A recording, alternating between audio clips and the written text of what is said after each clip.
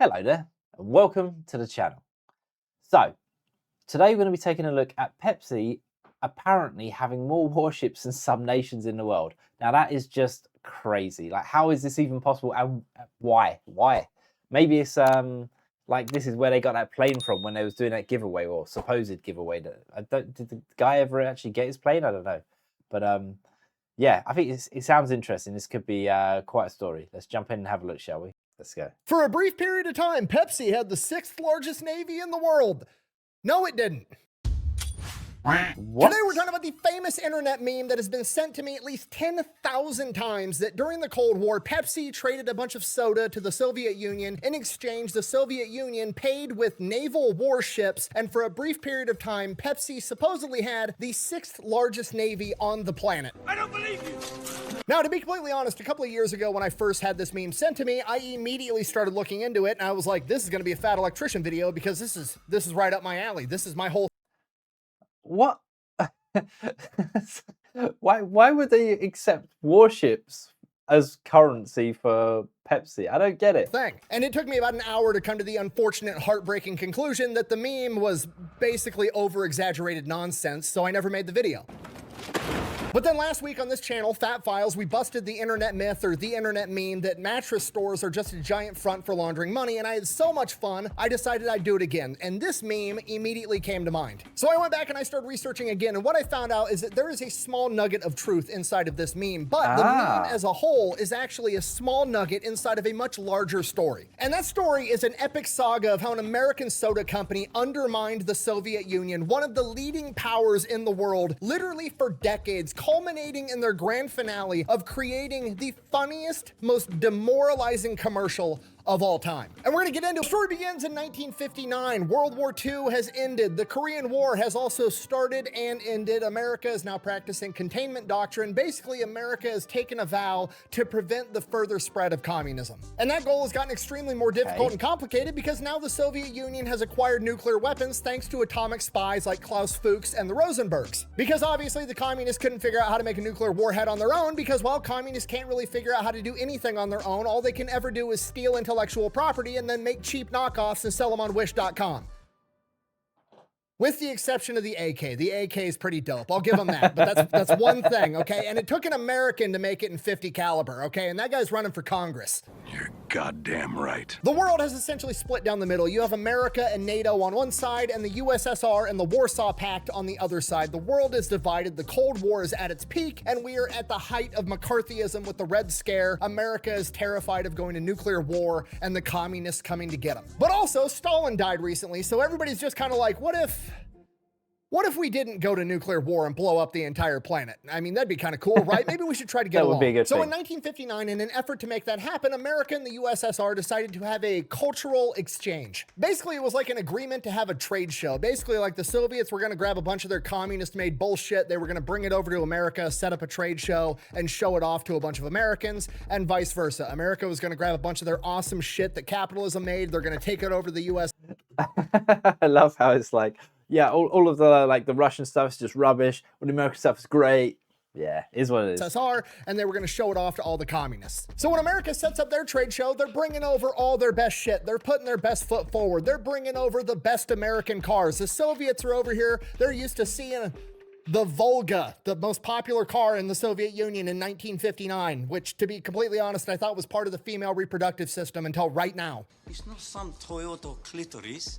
No. And then we've got America showing up with the 1959 Chevy Impala, which is gorgeous and objectively better in every single way. The Soviets are used to brutalist architecture, the ugliest, most disgusting, soulless architecture mankind has ever come up with. Cool. We're going to grab a house from a suburban neighborhood in America, and we're going to bring it over to the USSR and show it off. And then we're going to... It's funny, actually, because when me and Alice go to Romania, because we go back there to see our family every now and then, and you still see like the remnants of like the Soviet Union and like the kind of all the buildings being kind of very, like he said, brutalist, kind of just very meh, you know, there's nothing to really look at. It's quite interesting. cut it in half and split it open so everybody can get a nice big view of how awesome our houses are. And because we split the house in half, we're gonna call it Splitnik. Get it? Sputnik, Splitnik. That's fucking funny. And then obviously we're gonna bring over a ton of different food, which is something the commies don't know anything about at all.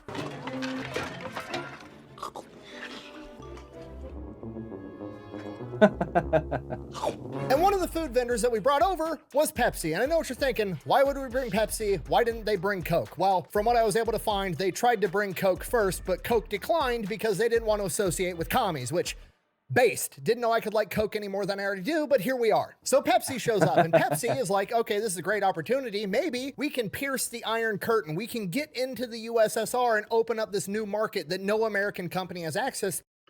That's actually interesting though, isn't it? Because from a marketing perspective, this could be absolutely astronomical for Pepsi. Like if it was to take off like the whole of the Soviet Union, you know, that's a massive place, really. And we could become the official beverage of the USSR, and we'll make billions and billions of dollars. It's a brilliant plan. I mean, maybe. I find it hard to believe that becoming the official soda of the USSR would be a good plan, but I mean, we'll see what happens.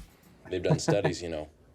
60% of the time, it works every time. Okay, I gotta ask you guys. Let me know in the comments. Do you prefer Pepsi or Cola? Personally, I say Cola, Coke. I prefer Pepsi. I'm a Pepsi lover, I must admit. I do like Coca-Cola as well. I find Coca-Cola's got that, like a bit sweeter. But yeah, what's your favorite? Let me know in the comments. That doesn't make sense. So Nikita Khrushchev shows up, Stalin's replacement, the head of the USSR. He's walking around this trade show and he's talking shit the entire time, right? He's looking at all of America's cool cars, all the food, the houses. He's looking at everything and he sees it as just one big psyop. Like, America can't be doing this well. They're clearly putting their best foot forward, trying to demoralize the Soviet people. So he's just going through the whole trade show, pretending to be unimpressed, talking shit the entire time. And of course, he's walking around the trade show with America's highest ranked delegate there. Obviously, America's not going to send the president of the United States over to the Soviet Union because they just kidnap his ass, and they're not going to send Nikita Khrushchev over to America, so they just send a high-ranking person, and that high-ranking person is the vice president at the time, Richard Nixon. Eventually, Nixon gets tired of Khrushchev talking shit, and they get into a little bit of a heated debate, an argument, basically a shit-talking contest between the two of them in the kitchen inside of the demonstration house, and this is referred to as the kitchen debate. So they're having this little shit-talking contest in the middle of this kitchen, and the executive from Pepsi, Donald Kendall, sees his opportunity. He's got a plan. He's going to get a picture of Nikita Khrushchev drinking a Pepsi, and that picture is going to go viral. Then everybody in the USSR is going to want to drink it, and that's how they're going to break in. There's no way that he gives him this drink and then he, out of nowhere, you know, he's just like, oh yeah, America's great, you know, for the Pepsi. There's no way. This is not going to happen. And pierce that Iron Curtain, which is going to be way more difficult than it sounds, because remember, Nikita Khrushchev doesn't want to look impressed at anything. He wants everything to be shitty. So A, he's probably not going to sample any food. And even if he did, he's definitely not going to give it a good review. But Donald Kendall's got a plan. He's going to show up right at the end of this heated debate with an ice cold, refreshing beverage, and he's going to finesse a good review out of Nikita Khrushchev. How's he going to do it? He's going to show up with 2 cups of Pepsi, one for Nikita Khrushchev and the other one also for Nikita Khrushchev. So when Donald Kendall rolls up with both of his Pepsis and gives both of them to Nikita Khrushchev, he's like, Mr. Khrushchev, I wanted you to try an ice cold refreshing Pepsi. This one is made with water from America, and this one we made since we got here with water from the USSR. Which one do you like more? Ah, very smart. Okay, do you understand what just happened? It's beautiful. Now, Nikita Khrushchev is backed into a corner because if he's going to give a bad review to Pepsi that's made with water from the great USSR, he's talking That's so smart. shit about his own home country. He can't do that. So he's forced to try them both and then say that the one from the USSR is fantastic. Gotcha, bitch. And then, of course, while he's taking a drink, they make sure to get pictures. We've got the before and the after. Here's the before, moments away, seconds away from success. Look at Donald Kendall in his white pimp suit. That is a man who knows his plan is about to come together. And then we've got the after. Look at the smile on Nikita Khrushchev's face, tasting capitalism for the first time. It's beautiful. These pictures go viral, and Pepsi becomes the mythical drink of capitalism that can bring a tear to even a communist leader's eye. So now people in the USSR, they want to try Pepsi. They want to be able to drink it. But the problem is they can't really buy it because the Soviet Union uses the ruble, which isn't really recognized by anybody outside of the Soviet Union. So even if Pepsi did go in there and I didn't know that, actually. That's actually,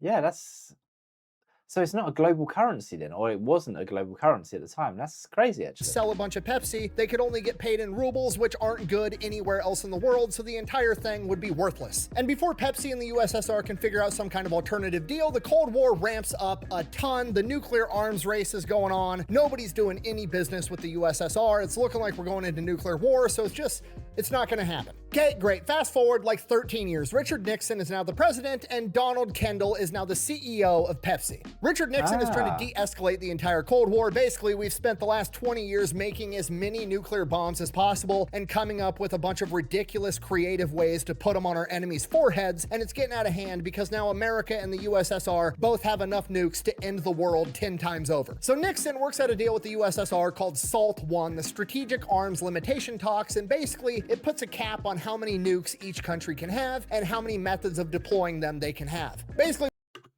see, I wonder here, like, does it really matter? Does a cap really matter? Because at the end of the day, if X amount are fired at one country, that country is then going to, I assume, fire back, right? Because there was, what was the program on Netflix? You know what? I can't remember now. And it's kind of about this whole scenario. But I feel like once people start firing, then everyone else jumps in, the allies jump in, and it's just that everyone. It's just, you know, it's a world ender, isn't it, really? The minute one goes off. But yeah, I mean, for the life of me, I can't remember. I'm going to tag it or do something and you'll see. But if you've seen this program, what did you think of, like, what would you do in that situation? Because I think it's very much like, it's a very thought-provoking show on Netflix, or it was on Netflix, and it still is. But it's like you kind of have the point of view of like the president, or it was the president, I think, whether he would actually retaliate, what precaution or what method he would take in retaliation to basically a warhead being fired from somewhere. He didn't know exactly where it had come from, which is also part of the problem. So he had a vague idea who it was, but he didn't. Yeah, so it's an interesting program. Definitely worth a watch. If you're into that sort of stuff. Anyway, we both have enough nukes to blow up the entire planet. Why are we making more? Let's just put a stop to this and accept the fact that either one of us could get pissed off and flip the entire board game over whenever we wanted. And this signals to American businesses and the rest of the world, really, should have just put them in a room with Monopoly, man. That would have solved things. Or maybe not. That America is trying to work with the Soviet Union again. Cue the CEO of Pepsi, Donald Kendall, sauntering back into the equation. So he comes in, immediately starts trying to work a deal, right? This is an enormous untapped market. If he can get in there, he'll absolutely crush. He knows that. But the problem is, Soviet Union still has the ruble. It's still worthless everywhere outside of the Soviet Union. Sir, this is just monopoly money. So the Soviets literally don't have any money to pay for the Pepsi with. So what do you do when you want something, but you don't have money? You trade. Okay, well, what do the Soviets have? Vodka. And obviously the Soviet Union isn't allowed to export and sell their vodka in the United States because the United States doesn't do business with the USSR because, you know, sanctions and whatnot, political nonsense. So obviously this plan of being allowed to sell Soviet vodka in the United States of America on Pepsi's behalf is a pretty tall ask for the US government. Luckily, Donald Kendall helped this politician campaign and win his office, and that politician's name is, let me check my notes, Richard Nixon, the fucking president. Somebody's more important. Freddie, can you keep the riffraff out of here? And now they're homies and have been since the 1959 trade show 13 years ago. So Donald Kendall goes over to his homeboy, the president, and is like, hey, if I give the Soviet Union a bunch of concentrated Pepsi syrup so they can bottle it over in the USSR and make soda, and they pay me with Russian vodka, can I turn around and sell that in the US marketplace and Pepsi keeps all the money? To which Richard Nixon and the rest of the American government is probably like, so let me get this straight. You want to be able to sell Russian vodka in the US marketplace, and that money is going to stay in the US marketplace. Pepsi is going to keep that money, and in exchange, you're going to give the Soviets diabetes. Yeah, that's fine. Go ahead. Boom, deal made. Pepsi goes on to become the first American product sold inside the USSR, the first American company to pierce the Iron Curtain. Okay, and this is the mythical capitalist drink that they've been wanting for the past 10 years since the 1959 trade show. It becomes outrageously popular. So that's the deal. Pepsi sells the Pepsi concentrate to the USSR. They take it to their own bottling plants. They make Pepsi. They sell it. They have the licensing to market it as Pepsi. In exchange, they get a bunch of Soviet-made vodka. They turn around. They sell it in the US. They make their money. Everybody's happy. The plan works. Right up until it doesn't. By 1989, you gotta remember, Pepsi is essentially operating inside the USSR with a monopoly. Everybody's drinking fucking Pepsi, whereas on the other side, where they're trying to sell vodka, there's competition for alcohol. There's beer, whiskey, there's probably other vodka brands, right? They're not selling as much vodka as they are Pepsi, which means Pepsi's not making enough money, so they've got to figure out some other way to barter with the USSR to get the value from all the Pepsi they're sending over there. And this is where the warships come in, okay? According to the internet meme, Pepsi then trades a bunch of Pepsi over to the USSR in exchange for 20 Soviet warships, 17 submarines, 1 cruiser, 1 frigate, and 1 destroyer. And then That's a lot of force, though, isn't it? Like, that's got to be worth way more than what they're buying, surely. they eventually sell it off to be scrapped, and that's how they get their money. But for a brief period in time, Pepsi had the 6th biggest navy on the planet. I don't believe you. That's Okay, ridiculous. no, it's not. I did the rough tonnage on 17 submarines, a cruiser, a frigate, and a destroyer, and I checked. It would not be in the top 10 for 1989. Honestly, I'd be shocked if it was even in the top 20. And that's if you're being generous enough to call 20 scrapped vessels a viable navy, which it's not. B, that's also just not what happened. Okay, there's a bunch of other YouTube videos about this. They all seem to have a different version of what happened or how this went down. Some of them say what the meme said. Some of them have a little bit different critique, whatever. I don't think any of them are right from all the other videos that I watched. They all just appear to be citing each other, citing the meme, or citing random blog posts that they found. So I went through scouring newspaper articles from all across the United States of America from 1989 till 1995, and here's what I found. Pepsi did not trade concentrated sugar syrup to the USSR for 20 warships. At no point did Pepsi have ownership over these warships. What they did is they brokered a 3-way deal with a Norwegian shipyard. And they basically had the same exact proposal that they had with the US government. They approached Norway and they were like, hey, if we convince the USSR to turn over a bunch of their warships to you for scrap, and in exchange, you give me a bunch of money and then I give them diabetes, would that be okay with you? And the Norwegian government is like, cool, that's great. So the Soviet Union turned over 20 warships to a Norwegian scrap company. They went, they picked up the warships. Pepsi had no ownership of them at any point in time. And then the Norwegian company gave Pepsi a bunch of money. Yes! Yes! Can you... So it kind of did happen, just not in the way that we would have thought it happened, I guess. So they kind of did buy the warships, you know, effectively, but they were scrapped instantly, so they got the money out of the warships. I get it. Feel that, buddy? Huh? Huh? Huh? Now, a bunch of American newspapers started reporting this. They made the story very confusing, so I see why some people do think America had the 6th largest navy on the planet at some point in time, even though that is incorrect. So once people got that impression, they also started to get conflicting feelings like, hey, I don't know if a soda company should be getting involved in international arms deals involving gigantic naval fleets of warships, to which, you know, pretty understandable sentiment. Pepsi doubles down. They come out with a press statement saying the US government's just mad that we're making them look bad because we're de-arming the Soviets faster than they can. Okay, the plan worked. Pepsi's like, holy shit, it actually worked. We made a ton of money. We've got a monopoly over there. How can we exploit this to make even more money, knowing that we can sell Russian ships and get a ton of cash? Pizza Hut. We own Pizza Hut. Pepsi owns Pizza Hut. Let's start putting Pizza Huts inside the USSR. Diabetes. So Pepsi goes back to the USSR and they're like, hey, we know you guys like bread. You're standing in line all the time for it. How would you feel about a big flat piece of bread with some marinara sauce, some cheese, and some toppings on it? It's called pizza. It's fantastic. The USSR is interested. They're listening. They want Pizza Hut. They also want more Pepsi. Pepsi is like, okay, here's the deal. You want pizza, you want Pepsi. We're going to need some money. Your money is basically garbage. It's worthless everywhere. It's monopoly money, so we're going to need you to give us more ships, and then we'll sell them for actual money. To which the USSR is like, well, we don't have any ships to give up right now, but we do have a pretty big ship manufacturing infrastructure. How about we build you 10 brand new oil tankers worth $1 billion, and then you start throwing up Pizza Huts inside the USSR? To which Pizza Hut is like, sounds great. And that happened. There's no way this is actually happening, surely. This sounds so surreal. Is this real? In 1990, the Soviet Union gets to work building their oil tankers, and they start throwing up Pizza Huts all over the USSR and slinging Pepsi all over the place. Okay, side note, this is part of the story that drives me absolutely nuts. Like, if this was a movie, I would be watching the movie being like, this plot line is stupid, that wouldn't happen in real life. This would have happened instead. It's you know, true. one of those moments where it's like, why didn't Gandalf just have the giant eagles fly the hobbits to the volcano and save the world in like 20 minutes? One of those.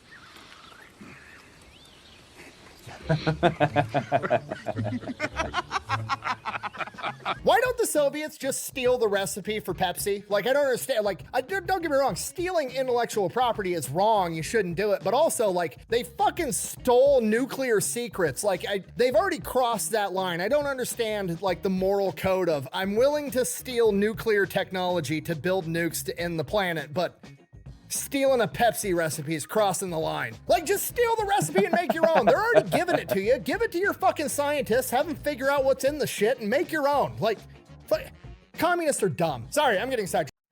You say that, but then if you look at all these, like, so all the supermarkets in the UK have like their own variant of Coca Cola, right? None of them have got it right. Like, none of them. I think the closest is Tesco's own, and that's like not bad, but it's still not the same.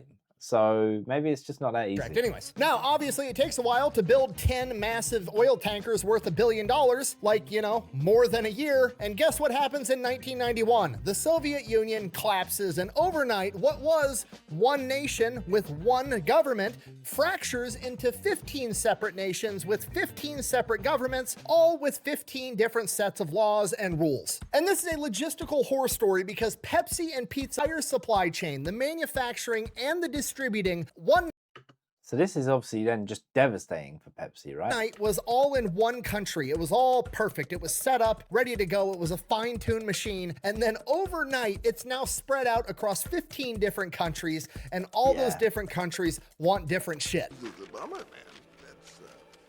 That's a bummer. Right, like the factory that makes all the bottles for the Pepsi is in Lithuania, but the Lithuanians now want to be paid up front in hard cash before they're willing to let go of the bottles. And then they have to figure out how to import the bottles from Lithuania to this new country called Belarus. And the only way to go from A to B is to bribe people on the road, all the government officials from the government that just got stood up 8 hours ago. It's a complete nightmare. And that's going on a humongous scale across 15 different countries. And if that wasn't bad enough, all of the ship manufacturing capacity where the oil tankers are being built is in Ukraine, and the Ukrainians are like, I'm not fucking turning over $1 billion worth of oil tankers so you can buy bottles from a bunch of Lithuanians. That's your fucking problem. So now Pepsi is absolutely screwed. They're up a creek without a paddle. Like, if they don't get these ships, they've already invested a ton of money in all these Pizza Huts. They've been giving them Pepsi. Like, they're gonna lose their ass on this deal if they can't figure this out. They tell this to the Ukrainians, and the Ukrainians are like, okay, fine. We'll finish the ships. We'll give them to you. You can sell them for $1 billion, but we need you to reinvest a bunch of that money back into the new Ukrainian economy. And Pizza Hut's like, okay, I'm listening. What do you want? We're gonna need like 100 Pizza Huts and at least 5 Pepsi plants because this shit's fucking awesome. That's the best I could do. I mean, that's going to cost like $300 million to make all those factories and all those Pizza Huts, but like they have no other choice. Plus, they'll also have the factories and Pizza Huts, so they'll be making revenue down the road. They're securing an audience. Like, all right, best deal we're going to get, we'll take it. And while all this is going on, while Pepsi's running around 15 different nations trying to piece together their business that was shattered into a million pieces, guess what happens? Coca Cola comes in with their abundance of cash and starts marketing all over the place, and it takes off because they have the perfect setup, right? Like Pepsi was banking on, I was here first, I'm ingrained in the culture. They've already developed a habit of drinking Pepsi. They're gonna choose me over Coke. Finally, I'll have an audience that likes Pepsi more than Coca-Cola.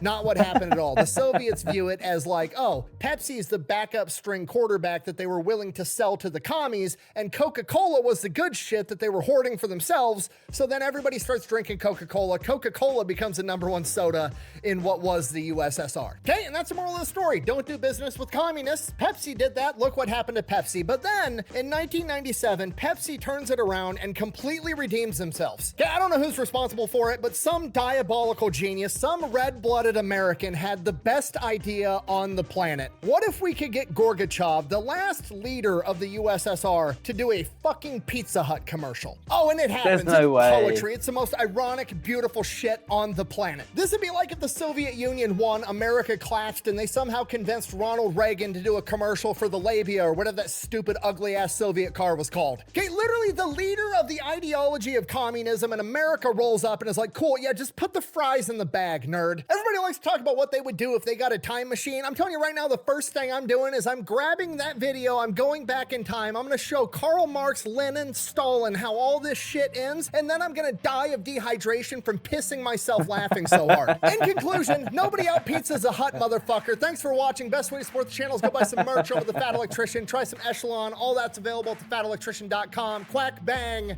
out. It's just crazy, isn't it? Like, every one of the Fat Files videos, I haven't seen any of the Fat Electricians, but every one of these stories, it's just so out there. Like, you couldn't write it, you know. Well, obviously it's happened, but as you said, like, you wouldn't believe it if you saw it in like a movie plot. You'd be like, this is just ridiculous. Like, that's never going to happen anywhere. And there it is. It's just literally happening everywhere, apparently. Like, all through these stories we've heard, like, it's just crazy. Definitely have to have a look at some of our previous videos where we've covered others, but like, how unbelievable is that? And I mean, I love the way he actually persuaded the guy to drink it by, here's a Pepsi with Russian water, here's a Pepsi with American water. Which one's better? You know, naturally it's like, well, you already know which one's better, but now I have to do it. You know, done. Very, very clever. That was really good. And then the warships thing. Yeah, it's just all a bit crazy, to be honest, but it is what it is. Cool story. If you made this far, guys, don't forget to like and subscribe, and I'll see you in the next video. Bye for now.